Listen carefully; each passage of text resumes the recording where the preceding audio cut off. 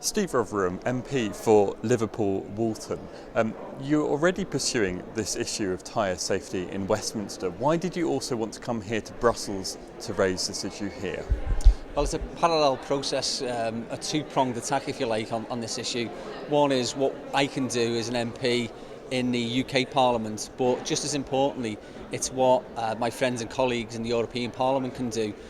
And hopefully what we'll be able to achieve is that they will put pressure on the UK Parliament to take this issue more seriously than they have to date. What potential is there at a European level to raise this?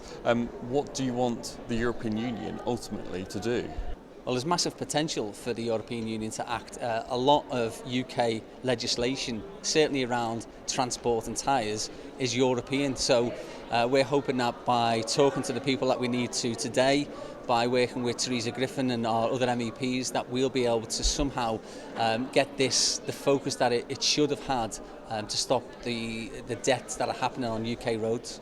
Now, I understand from reading the details of what you've presented before Parliament in Westminster that you'd like a 10-year limit. Just explain what it is that you'd like to see and whether you think Europe might help to achieve that, I guess, on a Europe-wide basis. Is that what you'd like to see?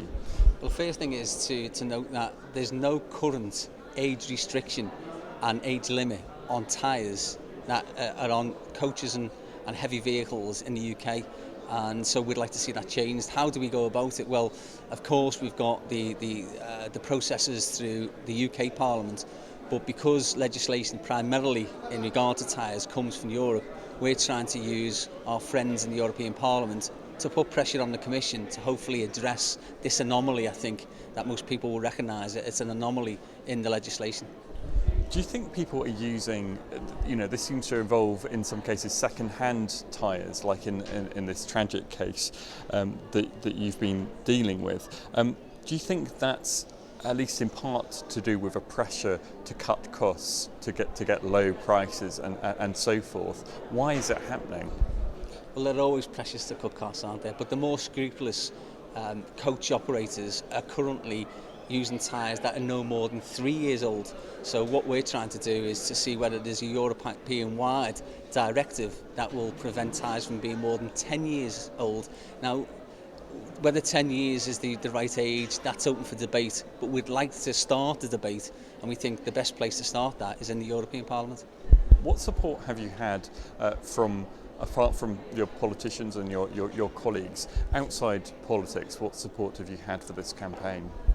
Well, there have been a number of petitions that have got many thousands of signatures, and what we're going to do is, following the meetings in Parliament, in the European Parliament, we're going to put another online petition on, which will trigger hopefully a debate in the House of Commons on this important issue. But if you ask the general public, would they be happy in travelling on a coach or for a HGV to have tyres that are probably older than any of their children, and trust your safety to a product that's 20 odd years of age?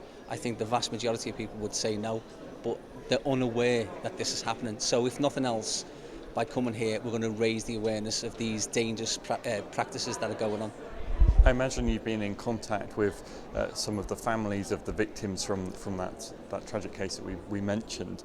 How important is it to them that you pursue this, that they don't see this issue dropped? Well, Frances Malloy, who was the one who brought this whole issue to the attention of the wider public after the death of her son in a tragic coach crash that killed 2 other people, she's been really pushing this whole agenda forward.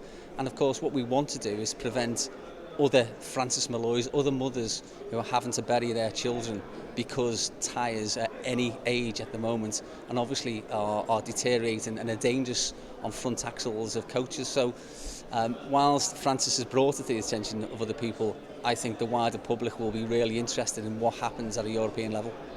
Just finally, your chance of success with, when you add together the pressure you're bringing to bear here in Europe, back in Westminster, and also you mentioned those online petitions.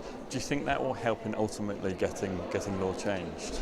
Yeah, I think for any campaign you have to get traction, and we've started to get that. So I think as momentum builds and more people become aware that they're trusting their safety to a tyre product that might be many decades old, then I think people will start to realise that it's time for the UK government to act, and hopefully it's time for the European Parliament to act.